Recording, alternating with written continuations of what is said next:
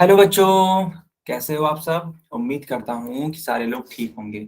तो बच्चों, जैसा कि आपको मालूम है कि हम लोग क्लास 9th का मैथमेटिक्स पढ़ रहे हैं। ठीक है। चैप्टर यस का सर। नेम, जी हाँ, चैप्टर का नेम है समांतर चतुर्भुज और त्रिभुजों के क्षेत्रफल। एक्चुअली बेटा, अगर आप एनसीईआरटी से देखोगे तो चैप्टर नंबर 9 है। और ये सारे जो मैंने चैप्टर्स लिखे हैं 3, 9, 10, 11, ये सारे आपके एग्जाम में आ रहे हैं, जो कि सेट वाला पेपर है। तो हम लोग का सबसे पहला टारगेट यस है, सर। बिल्कुल, तो हम लोग का सबसे पहला टारगेट है 9th चैप्टर को बाइंड अप करना, और इसी क्रम में हम लोग इसको आगे कंटिन्यू करने जा रहे हैं। तो बच्चों, पिछले क्लास में, ठीक है, समझना, पिछले क्लास में हम लोगों ने कुछ पॉइंट्स के बारे में बात की थी। मैं उन पॉइंट्स के बारे में एक बार फिर से रिकॉल कर देना चाहता हूँ। देखो, पहला पॉइंट है कि एक आकृति का क्षेत्रफल उस आकृति द्वारा घेरे गए तल के क्षेत्रफल, मतलब तल के भाग से संबंधित होता है। जैसे कि मान लो मैंने एक त्रिभुज बना दिया इस प्रकार का, ठीक है। तो इसके द्वारा जितना भी स्थान ग्रहण किया गया है, या जितना भी स्थान ये घेरा गया है, यही इसका क्षेत्रफल कहलाता है। बच्चों, क्या आपको ये याद आ रहा है कि मैंने ये सिखाया है आपको? Yes sir. बहुत यस बढ़िया, सर। Yes sir. बहुत बढ़िया। फिर देखो दूसरा वाला पॉइंट, ये बेहद इंपॉर्टेंट है, इसीलिए मैंने सारांश से स्टार्ट किया है, समरी से स्टार्ट किया है, ताकि आप इसको रिलेट कर पाओ। फिर देखो दूसरा वाला पॉइंट है बेटा कि दो सर्वांगसम आकृतियों के क्षेत्रफल बराबर होते हैं। बिल्कुल सही बात है। अगर दो सर्वांगसम आकृतियां हैं, सर्वांगसम का मतलब होता है, अच्छा, माइक बंद कर, अच्छा ठीक ठीक है, ठीक है, कर देते हैं बेटा। अगर ज्यादा शोर होगी तो मैं ऑटोमेटिक कर दूंगा, अभी सब अंडर कंट्रोल है, कोई इशू नहीं है। तो दो सर्वांगसम आकृतियां, ठीक है, अगर हैं, तो बच्चों उनका क्षेत्रफल बराबर होता है। लेकिन जो इसका उल्टा होता है ना, वो जरूरी नहीं है कि वो बराबर हो। मैं थोड़ा सा रिकॉल करवाता हूँ, जल्दी से देखना, है ना, क्योंकि देखो बेटा, हम लोग को कुछ आगे भी तो पढ़ाई करनी है।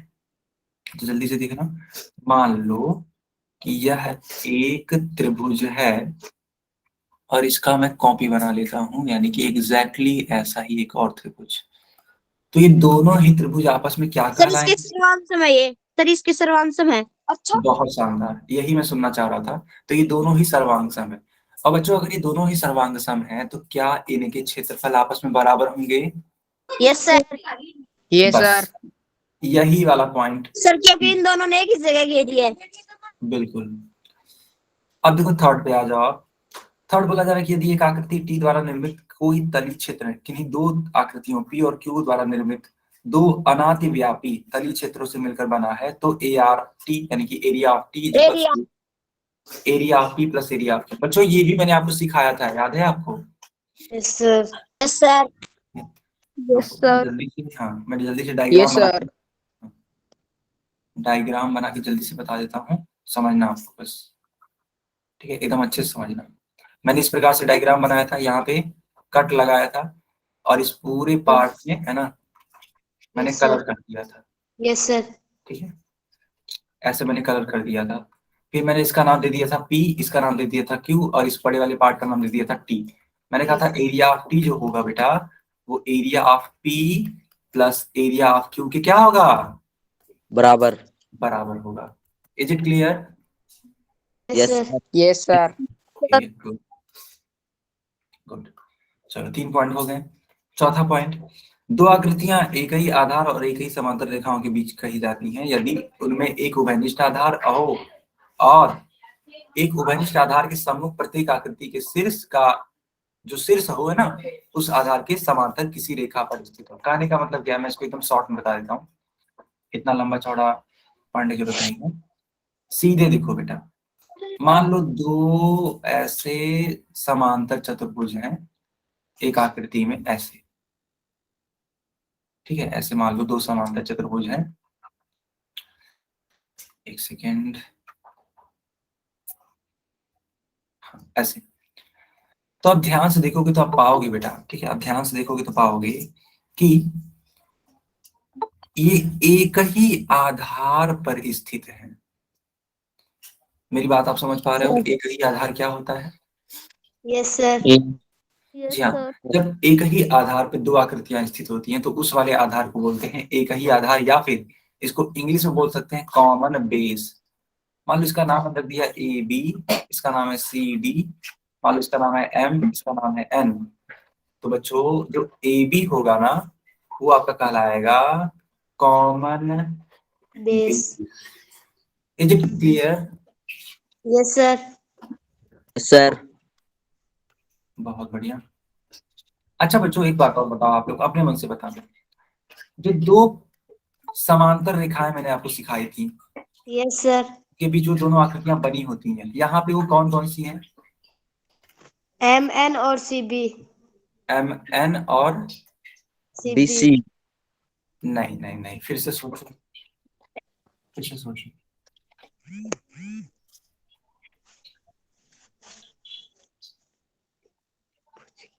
MN और DC. नहीं रुको मैं बताता हूँ, ठीक है। एम एन और डी सी, नहीं रुको मैं बताता हूँ आपको। देखो बेटा, समांतर रेखाएं हमें ऐसी सोचनी होती हैं कि दोनों ही आकृतियां उसमें आ जाएं। तो यहाँ पे होगी A B and M C, ठीक है। A B and M C, M C देखो यहाँ से यहाँ तक, ए बी देखो यहाँ से यहाँ तक। क्लियर है बच्चों कि नहीं क्लियर है? Sir. Yes, sir. Sir. ठीक है, बहुत बढ़िया। तो बस हम लोगों ने यहाँ तक पूरा कवर कर लिया था। अब हम लोग इसके आगे कंटिन्यू करने वाले हैं। इसके आगे कंटिन्यू करें? Yes, sir. Yes, sir. Yes Okay. Sir. Yes, sir. एक सेकंड बेटा।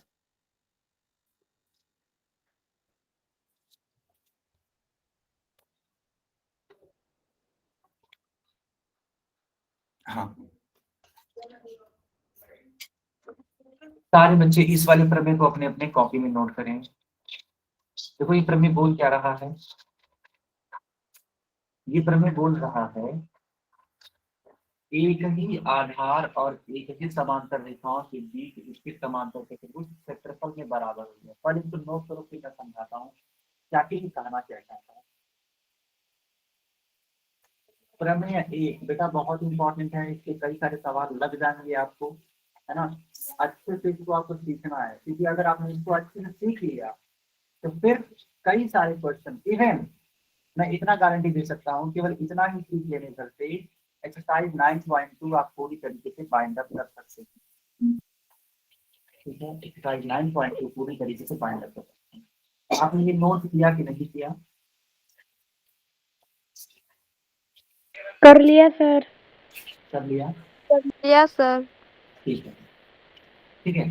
तो परेशानी ना हो आप सारे बच्चों को, इसीलिए मैं एकदम इसको छोटा ही कर देता हूँ और इसको हटा देता हूँ।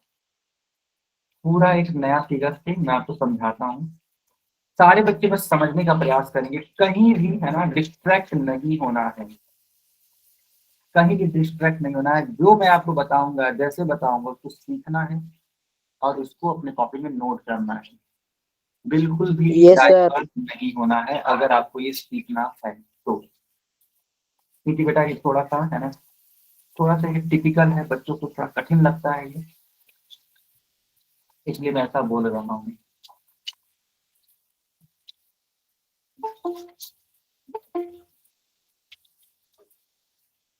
ठीक है, सारे बच्चे एकदम ध्यान से ही सीखेंगे। सर आपकी आवाज स्लो आ रही है।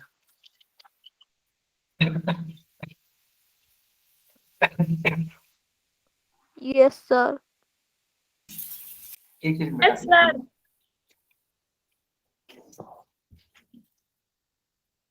ठीक है, चलो। यहाँ पे आपको ये डायग्राम दिख रहा है बेटा? Yes, sir. ठीक है।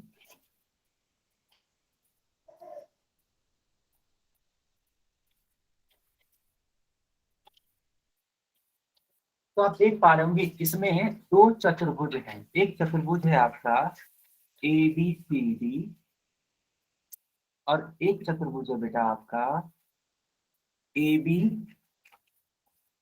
है ना, ए बी एन एम।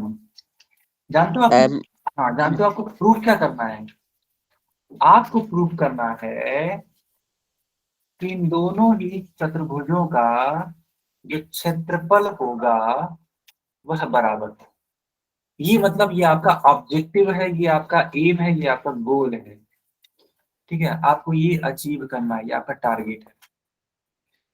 क्योंकि देखो, हमने जो प्रमेय सिखाया उस प्रमेय में साफ साफ लिखा हुआ है कि एक ही आधार और एक ही समांतर रेखाओं के बीच स्थित आकृतियों का क्षेत्रफल बराबर होता है। और वो भी कौन सी आकृतियां? समांतर चतुर्भुज। कौन सी आकृतियां बच्चों? समांतर चतुर्भुज। जी हाँ, चतुर्भुज। जी हाँ। अंतर अब चित्र। देखो कैसे इसको प्रूव करेंगे, थोड़ा है ना, ध्यान देने वाली बात है। ध्यान दोगे बेटा तभी सीख पाओगे। एक बात बताओ, यहाँ पे आपको दो त्रिभुज दिख रहे हैं, रुको मैं इनको कलर ही कर देता हूँ।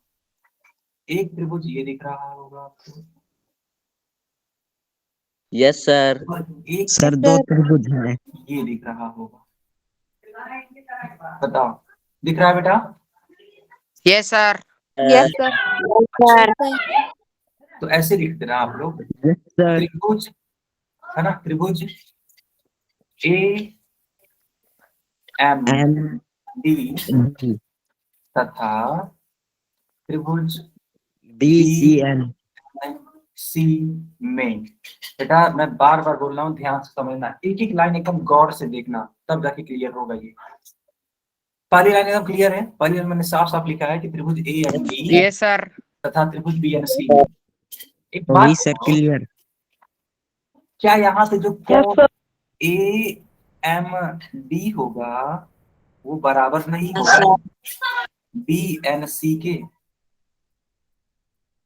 Yes sir. ठीक है, Yes, sir. ठीक है, इसके पीछे का लॉजिक यस सर। एक सेकंड यार, एक सेकंड, मैं माइक बंद करता हूँ। Yes sir. ठीक है, मैंने माइक बंद कर दिया। जो भी आपको बोलना होगा बेटा आप चैट में बोलना, ठीक है? ठीक है, जो भी बोलना आपको चैट में बोलना। ये थोड़ी सी डिस्टर्बेंस होने की वजह से मैं करना पड़ जाएगा। हाँ, तो मैं ये समझा रहा था कि जो ए एम डी वाला एंगल होगा, यानी ये वाला एंगल जो होगा वो इस वाले एंगल के बराबर होगा। ठीक है, ठीक है, क्यों होगा? क्योंकि देखो मैंने आपको सिखाया है कि अगर दो समांतर रेखाएं हैं ना, दो समांतर रेखाएं हैं और उनको एक तिरछी रेखा कट करती है, तो जो संगत कोण होते हैं वो आपस में बराबर होते हैं। तो बेटा ये जो दोनों कोण देख रहे हो ना, ये दोनों संगत कोण हैं। और यहाँ पे समांतर रेखाएं कौन कौन सी हैं? समांतर रेखाएं हैं ए एम, ठीक है, समांतर रेखाएं हैं A M and B N. और इनको तिरछी रेखा कौन सी काट रही है? तो तिरछी रेखा काट रही है एम एन। ये है आपकी समांतर रेखाएं और एम एन एक तिरछी रेखा इन्हें काट रही है। ऐसा होने की वजह से ही ए एम डी और बी एन सी आपस में बराबर हुए हैं। क्या आपको ये लॉजिक समझ में आया कि नहीं आया? पहले तो ये बताओ, तब तो हम आगे बढ़े। आ गया? बहुत बढ़िया,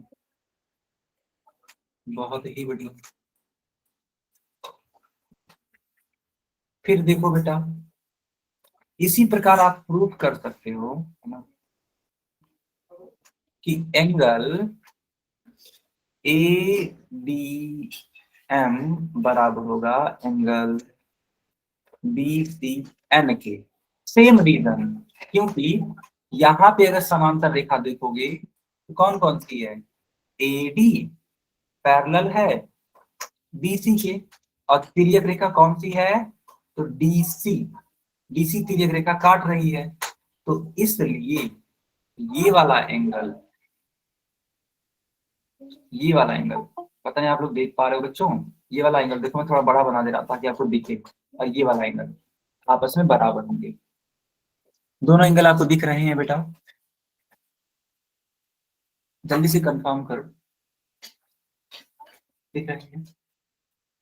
ये प्रूफिंग भी आपको एग्जाम में आता है, दैट्स वाई ये पढ़ाना जरूरी है और आपको सीखना भी उतना ही जरूरी है। ओके, चलो दो चीजें तो हम लोगों ने प्रूव कर ली, ये दोनों एंगल आपस में क्या होते हैं? बराबर होते हैं।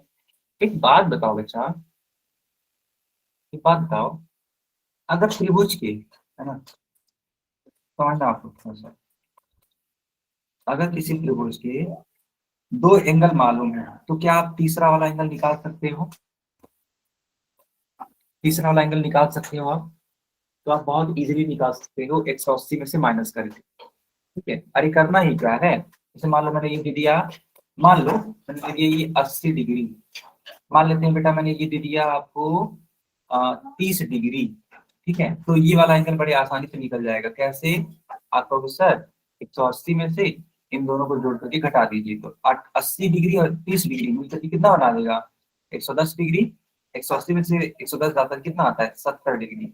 यानी इस थर्ड वाले एंगल की वैल्यू आ जाएगी 70 डिग्री। बताओ ये आया कि नहीं आया, पहले ये बताओ। अगर ये आया तभी हम आगे बढ़ेंगे। आ गया? Okay okay good good. तो बेटा मान लो अगर ये 70 डिग्री है, मान लो, या रुक जाओ 70 नहीं, कुछ और ही मान लो, मैं थोड़ा कंफ्यूज हो गया। मान लो ये 80 डिग्री है, मान लो ये 80 डिग्री है, और मान लो ये वाला एंगल 30 डिग्री है। सिमिलरली ये वाला भी एंगल 80 डिग्री की तो होगा, और ये वाला एंगल भी, ठीक है, 30 डिग्री होगा। तो उस हिसाब से अगर इसकी बात करी जाए, इस वाले का जो मैं खूब हाईलाइट कर रहा हूँ ऐसे, ये वाला एंगल ये कितना आएगा? ये वाला एंगल कितना आएगा? अभी आप कहोगे सर अभी तो आपने निकाला था नीचे की तरफ रफ वर्क में 70 डिग्री आ रहा था, तो अगर ये 70 डिग्री है यानी ये भी तो 70 डिग्री होगा। बताओ बेटा।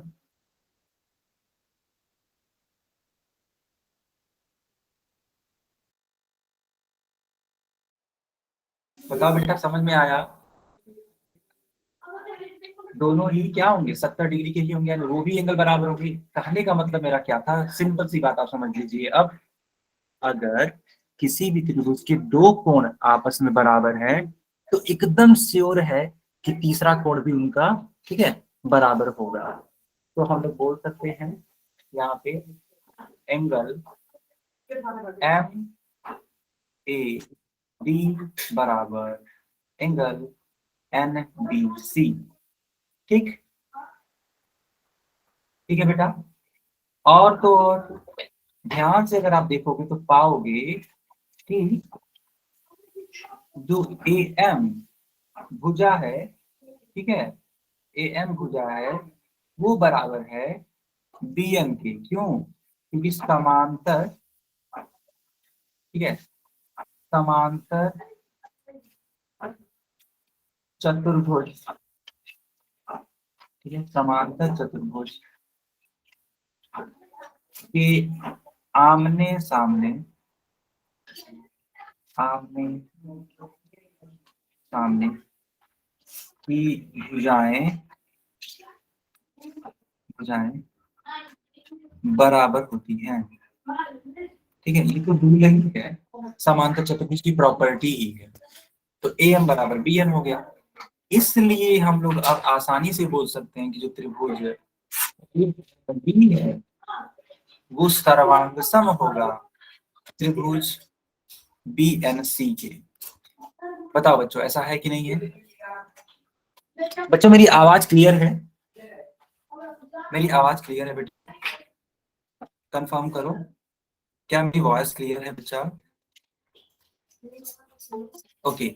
जिस भी बच्चों को मेरी आवाज क्लियर नहीं आ रही है आप एक बार दोबारा क्लास को ज्वाइन करने की कोशिश करिए बच्चा।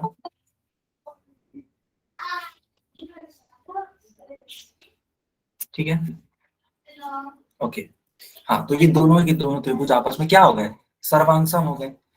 अब पिछली क्लास में मैंने आपको सिखाया था कि अगर, ठीक है, अगर दो आकृतियां आपस में सर्वांगसम है तो उनके क्षेत्रफल आपस में बराबर होंगे। इसलिए area of A M D, ठीक है, बराबर होगा area of B M C के।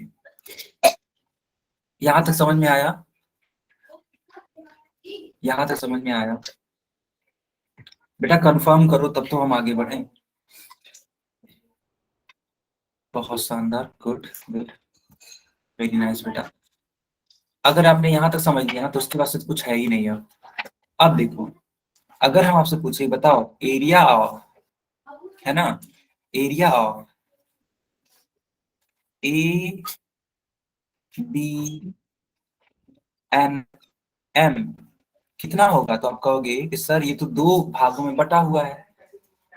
किन भागों में बटा हुआ है, तो एरिया ऑफ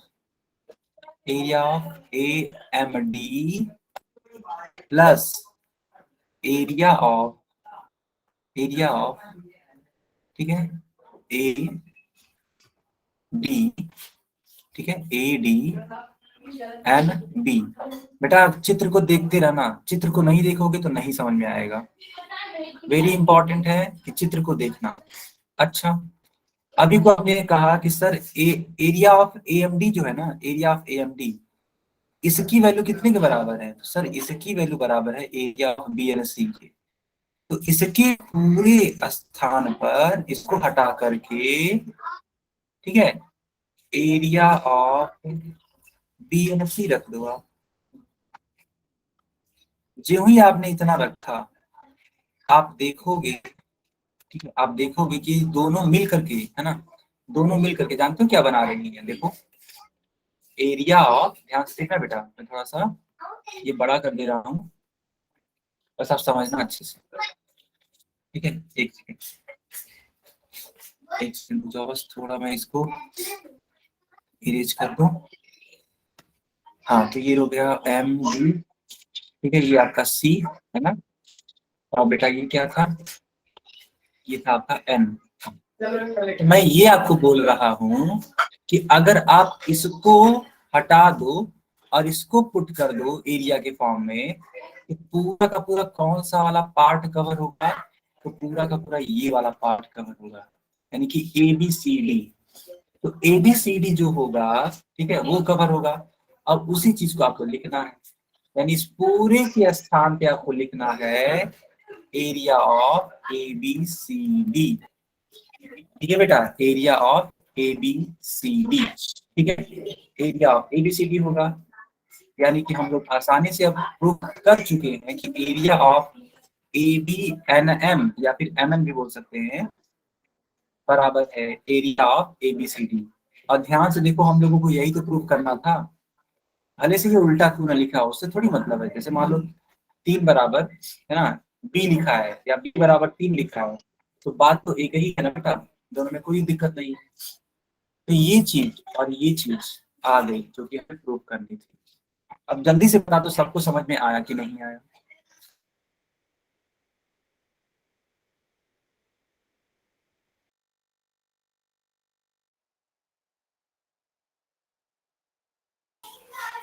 क्लियर है?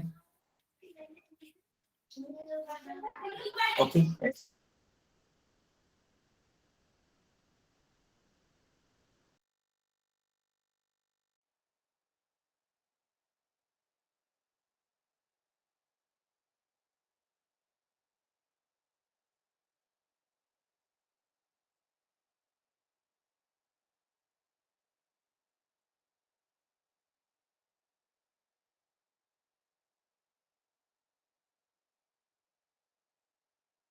बच्चों क्या आपने इसको नोट किया, नोट कर लिया इसको, ठीक है। यस, अब मैं इसको आगे कंटिन्यू कराऊंगा और इस पे कुछ सवाल होंगे, ठीक है, इस पे कुछ सवाल होंगे, वो आपको सीखने हैं, ठीक है। नोट कर लिया, गुड गुड। ये बहुत इंपॉर्टेंट था ना, ये बहुत ही ज्यादा इंपॉर्टेंट था बेटा, इसलिए ये समझना आपको बहुत ज्यादा जरूरी था, ठीक है। चलो गुड, अब हम लोग इसको आगे कंटिन्यू करते हैं। एक सेकंड, अभी आपको मेरी स्क्रीन दिखाई देगी, एक सेकंड।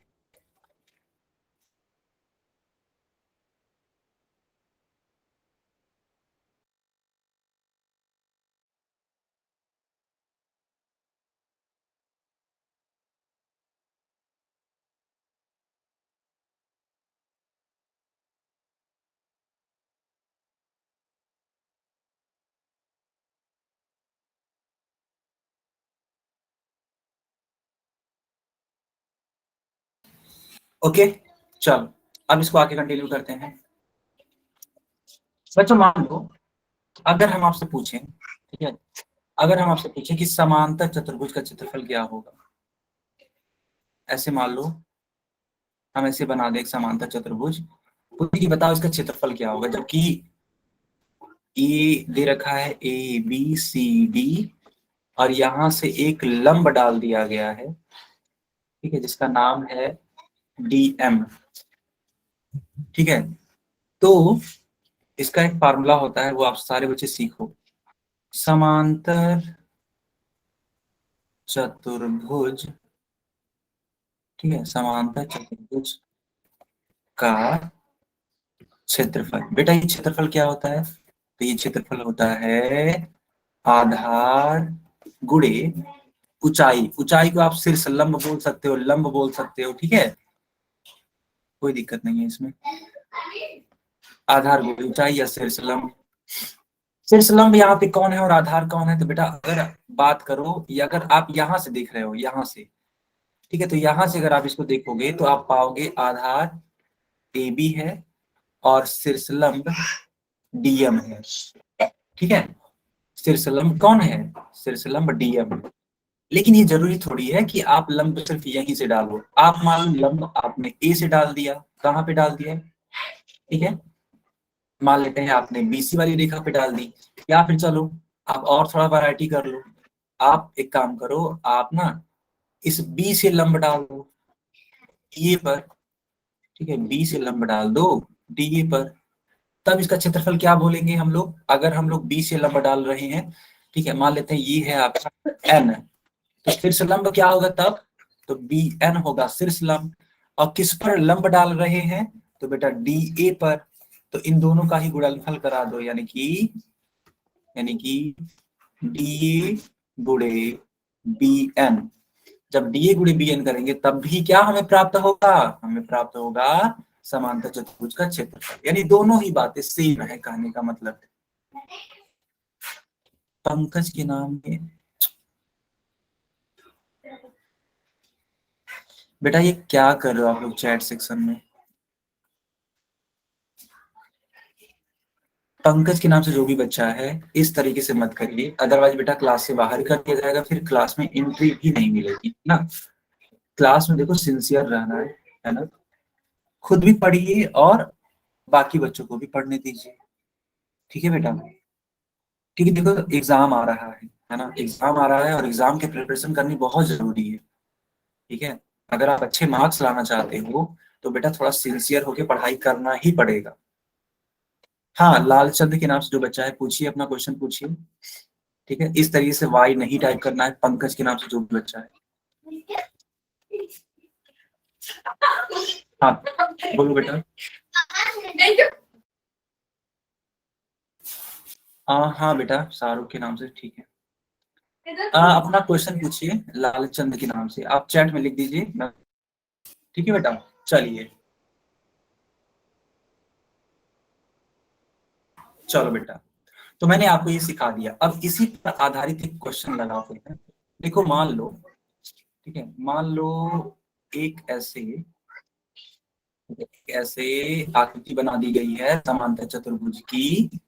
मान लेते हैं इसका लंबाई है 16 सेंटीमीटर और बेटा मान लेते हैं इसकी जो ऊंचाई है, ठीक है, ऊंचाई वो मान लेते हैं 3 सेंटीमीटर की है। तो बताओ इस समांतर चतुर्भुज, ठीक है, समांतर चतुर्भुज का क्षेत्रफल कितना होता है, कौन बताएगा।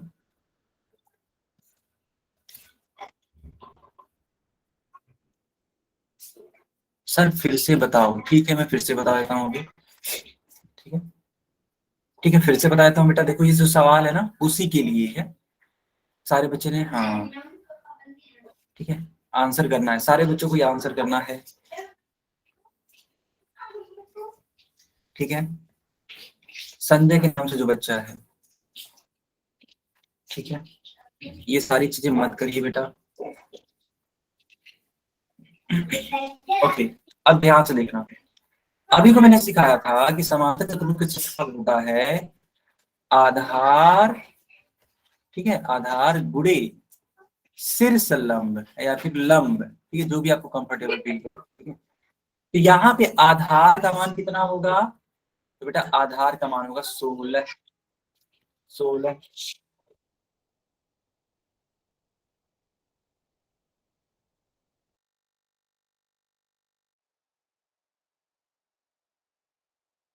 आधार का मान यहाँ पे 16 होगा। और बेटा शीर्ष लंब कौन सा होगा, तो बेटा शीर्ष लंब होगा 3 सेंटीमीटर, ठीक है। तो 16 तिया 48 सेंटीमीटर स्क्वायर, ये क्या हो जाएगा, समांतर चतुर्भुज का क्षेत्रफल हो जाएगा। आया समझ में कि नहीं आया, पहले ये बताओ बेटा, बताओ ये आया नहीं?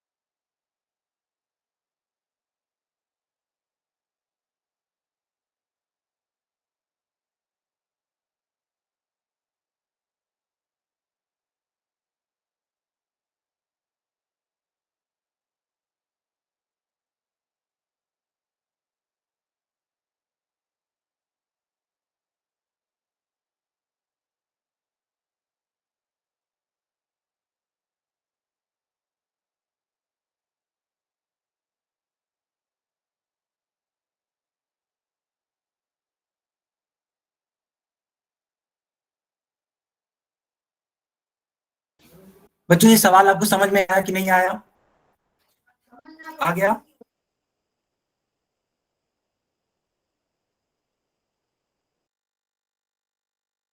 ठीक है, अब इसको आगे कंटिन्यू करते हैं, एक और क्वेश्चन हम लोग सीखते हैं, ठीक है। ओके, एक और क्वेश्चन हम लोग सीखते हैं। देखो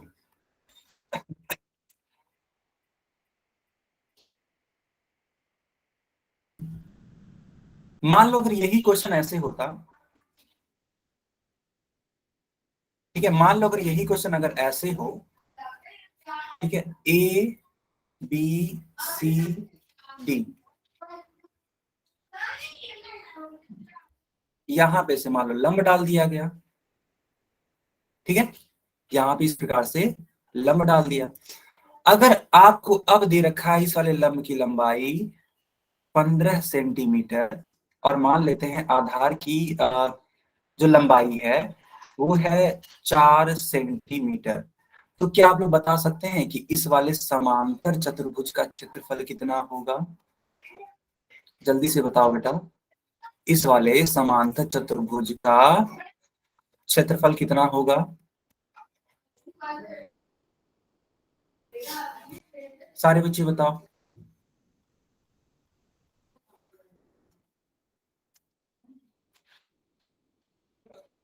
बहुत ही शानदार उत्तर, ठीक है, बहुत ही लाजवाब, 60 सेंटीमीटर स्क्वायर। मनदीप सिंह के नाम से जो बच्चा है, एकदम करेक्ट आंसर आपने दिया, गुड, बहुत ही बढ़िया, ठीक है, बहुत ही बढ़िया, ठीक है। देखो बेटा इसी को बोलते हैं, है ना, सही ढंग से सीखना। अगर एक बार आपने सही ढंग से सीख लिया ना, तो फिर किसी भी प्रकार का क्वेश्चन दे दिया जाए आप तुरंत कर ले जाओगे, बस विजुलाइज करने की जरूरत है।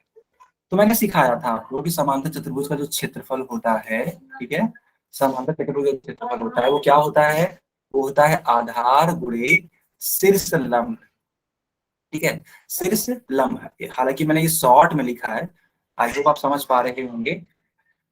तो आधार का मान कितना है यहाँ पे, आधार का मान है 4 और शीर्ष लंब का मान कितना है, तो बेटा शीर्ष लंब का मान है 15।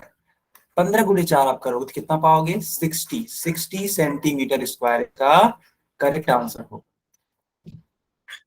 बताओ आ रहा है समझ में कि नहीं आ रहा है, कंफर्म करो, कंफर्म करो। Okay okay, good good. बेटा देखो पोल में अभी नहीं मिलेगा जब तक आपका है ना पेपर हो रहा है। जब आपका पेपर बाइंड अप हो जाएगा फिर हम लोग पोल में जैसे हम लोग क्वेश्चन करते थे वैसे ही करेंगे, ठीक है, उस चीज की बिल्कुल भी चिंता मत करिए। अभी आपको सिखाना है जो कि आपका सिलेबस का है, इसलिए पोल नहीं दिया जा रहा है, ठीक है। यस, पहला क्वेश्चन ध्यान से देखो, प्रश्नावली 9.2 का पहला क्वेश्चन ध्यान से देखो, पढ़ो आप लोग ध्यान से पढ़ो। लिखा है कि आकृति 9.15 में एबीसीडी एक समांतर चतुर्भुज है। एई परपेंडिकुलर है डीसी के और सीएफ परपेंडिकुलर है एडी के, और तो और बताया गया है कि AB बराबर 16 सेंटीमीटर, AE बराबर 8 सेंटीमीटर, CF बराबर 10 सेंटीमीटर, तो AD का मान ज्ञात करना है, ठीक है। आई होप आपने ये क्वेश्चन पढ़ा हो। तो आपको ज्ञात क्या करना है बेटा, देखो ये जो AB है ना, AB जो मैंने ये रेड पेन से बनाया, इसी की लंबाई बतानी है, जबकि आपको क्या क्या मालूम है। तो जो मालूम है मैं उसको ग्रीन कलर से बनाता हूँ। देखो आपको AE मालूम है, आपको AB मालूम है और आपको CF मालूम है। तीन लाइंस जो हैं, जो कि ग्रीन पेन से हैं, ये तीनों चीजें मालूम है, और जो रेड पेन से है वो हमें नहीं मालूम। तो बच्चों इस क्वेश्चन को सॉल्व किया जाए, जल्दी से बताओ, निकाला जाए इस क्वेश्चन को। अरे वाह, संदीप के नाम से बच्चे ने आंसर भी कर दिया, गुड गुड, ठीक है। जी हाँ, अरे एक सेकेंड यार, एक सेकेंड एक सेकेंड,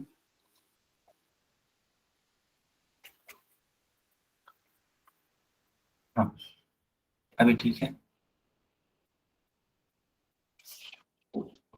देखो यही डायग्राम है, ठीक है। अच्छा एक काम और हम लोग कर लेते हैं, इनकी वैल्यूज लिख लेते हैं, जो भी इनकी वैल्यूज हैं। तो ए बी की वैल्यू है 16 सेंटीमीटर, ए ई की वैल्यू है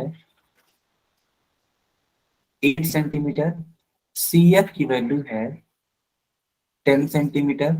आपको पता करना है ए डी, ठीक है, आपको पता करना है ए डी, ये सारी चीजें हैं। तो एक बात बताओ हमें, अगर हम आपसे बोले कि समांतर, ठीक है, समांतर चतुर्भुज, चतुर्भुज ABCD का क्षेत्रफल कितना होगा, तो आप कहोगे सर आधार का गुणा कर दीजिए शीर्ष लंब में, तुरंत आंसर मिल जाएगा इसके क्षेत्रफल के लिए। बताओ ऐसा है या नहीं है, जल्दी से बताओ बेटा, ऐसा है या नहीं है। आखिर यही तो मैंने क्वेश्चन सिखाया था आपको अभी को, ठीक है। ओके, तो देखो ध्यान से, अगर आप यहां से देखते हो, मान लो आप यहां से देख रहे हो ऐसे, तो आपके लिए आधार का काम करेगा डीसी, आपके लिए आधार का काम क्या करेगा, डीसी, और शीर्ष लंब का काम कौन करेगा, तो एई। क्या आप लोग चित्र में देख पा रहे हो, शीर्ष लंब एई और आधार डीसी, ठीक है। अब एक काम करो, थोड़ा सा, है ना, यहां से देखने का प्रयास करो, यहां से, यहां से, यहां से अगर आप चेक करोगे तो आप पाओगे कि जो आधार है वो है ए डी, आधार क्या है, ए डी,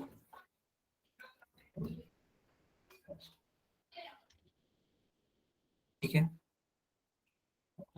आधार क्या है, ए डी। और जो शीर्ष लंब है वो क्या है, कौन बताएगा, शीर्ष लंब कौन बताएगा,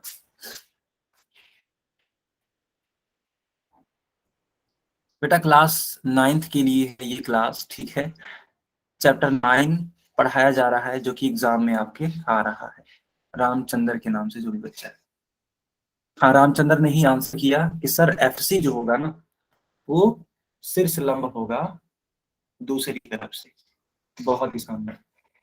कई बच्चे सोच रहे होंगे सर आपने बीच में ये बराबर का चिन्ह कैसे लगा दिया, क्यों लग गया। अरे बेटा यह समांतर चतुर्भुज का क्षेत्रफल ही तो है, और ये भी तो समांतर चतुर्भुज का क्षेत्रफल ही तो है, और दोनों ही एक ही तो समांतर चतुर्भुज हैं।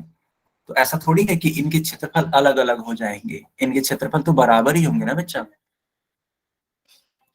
बताओ जल्दी से कंफर्म करो, आखिर ये दोनों एक ही तो आकृतियां हैं, और दोनों ही एक ही जब आकृतियां हैं तो ऑब्वियस सी बात है क्षेत्रफल बराबर होंगे, भले ही उनके जो वैल्यूज हैं भुजाओं की वो अलग अलग हों, उससे क्या मतलब, उससे कोई मतलब नहीं। बहुत बढ़िया सारे बच्चे, है ना, यस लिख रहे हैं, गुड। अब आपको करना है वैल्यू पुटिंग। एक बात बताओ, अगर एक समांतर चतुर्भुज होता है तो इसके आमने सामने की भुजाएं बराबर होती हैं कि नहीं होती? तो अगर इसके आमने सामने की भुजाएं बराबर होती हैं और ए बी का मान 16 है, तो बच्चों उस हिसाब से डीसी का मान कितना होगा, कौन बताएगा? अगर ए बी का मान 16 है तो डीसी का मान कितना होगा बच्चा? ठीक है, 16 होगा, ठीक है, 16 होगा, ठीक है। ए का मान कितना होगा? तो बेटा ए का मान होगा 8। एडी का मान हमें निकालना है। एफसी एफसी का मान, एफसी का मान 10, विच इंप्लाइज दैट एडी कितना होगा बेटा? 16 गुणे 8 कर दो, कितना होगा? 16 128, और इसको 10 से क्या करना पड़ेगा, भाग, यानी कि 12.8 सेंटीमीटर इसका उत्तर होगा। बताओ आया समझ में?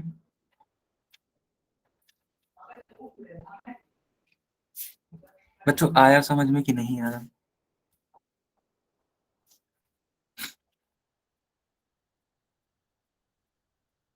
बहुत बढ़िया, ठीक है। मैं एक बार फिर से समझा देता हूँ, देखो यहाँ पे मैंने वैल्यू पुट करी, डीसी का मान AB के बराबर होगा, और AB है 16 है, ठीक है, AB है कितना? 16 है। मैंने AB का मान रख दिया DC के स्थान पे, क्यों? क्योंकि समांतर चतुर्भुज के आमने सामने की भुजाएं बराबर थी, 16 हो जाएगा। AE का मान, AE का मान 8 हो जाएगा, AE का मान 8 हो जाएगा। AD का मान हमें निकालना था और FC का मान दे रखा है। बस 16 का गुणा 8 में करोगे तो बेटा 128 होगा, और इस 128 में इस 10 का हम भाग देंगे तो 128/10 यानी कि 12.8। क्लियर है कि नहीं है बेटा, बता दो क्लियर है कि नहीं है?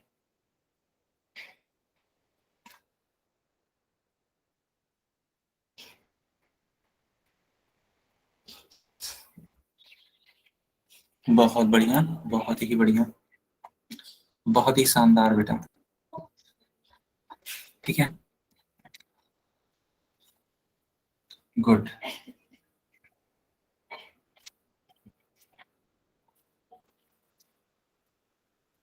ठीक है, चलो अब इसको और आगे कंटिन्यू करते हैं, ठीक है, इसको और आगे कंटिन्यू करते हैं।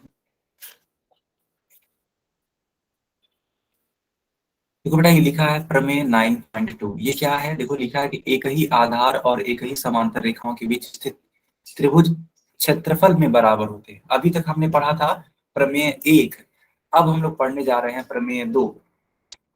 जैसे मान लो एक समांतर चतुर्भुज है इस प्रकार,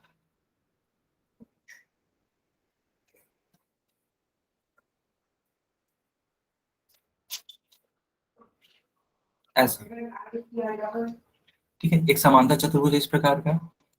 यहाँ पे अगर आप ध्यान दो, तो चलो मान लेते हैं कि आपने एक त्रिभुज ऐसे बना दिया,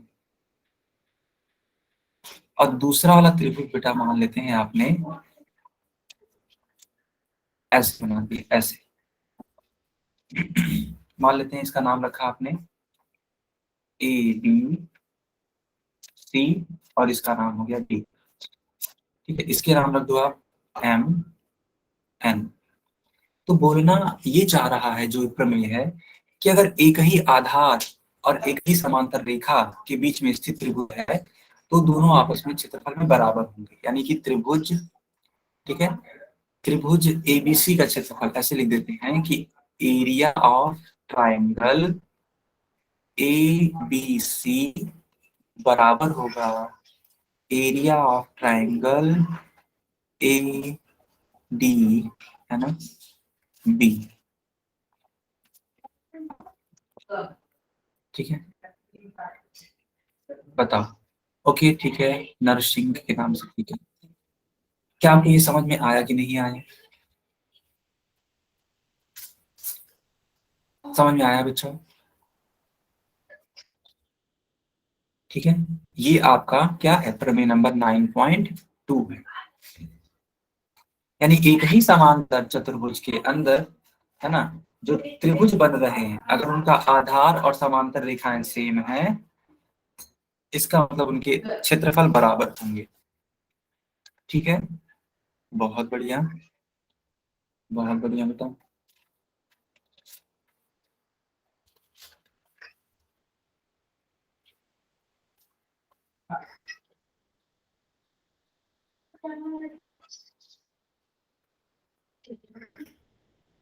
देखो प्रमेय 9.3 लिखा है कि एक ही आधार वाले और बराबर क्षेत्रफलों वाले त्रिभुज एक ही समांतर रेखाओं के बीच स्थित होते हैं। ठीक है, बोल क्या रहा है? बोल ये रहा है कि एक ही आधार वाले और बराबर क्षेत्रफलों वाले त्रिभुज एक ही समांतर रेखाओं के बीच स्थित होते हैं। जो मैंने प्रमेय 9.2 पढ़ाया था ना अभी को, यानी कि जो दूसरा प्रमेय था, चैप्टर नंबर 9 का जो दूसरा प्रमेय था, सिंपल सी बात है। ठीक है, 9.2 कुछ पता नहीं है। जो प्रमेय 2 सिखाया था, ठीक है, उसका जस्ट ये क्या है, अपोजिट बोल रहा है, जो थर्ड वाला प्रमेय।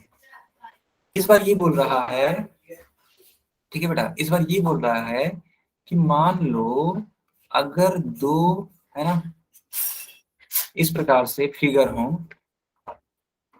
या दो ट्रायंगल हो, या किसी भी प्रकार के ट्रायंगल हो, वो एक आधार के बीच में हो और इनके क्षेत्रफल आपस में बराबर हो। इस बार क्षेत्रफल दे रखा है कि इनके क्षेत्रफल आपस में बराबर हो, यानी A1 बराबर A2। A1 हमने इस वाले का क्षेत्रफल मान लिया है, A2 हमने इस वाले का क्षेत्रफल मान लिया है। ठीक है, ओके।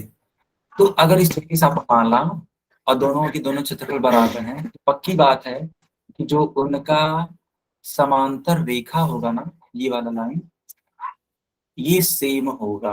कहने का मतलब है कि वो क्या होगा, सेम होगा। क्लियर है बच्चा?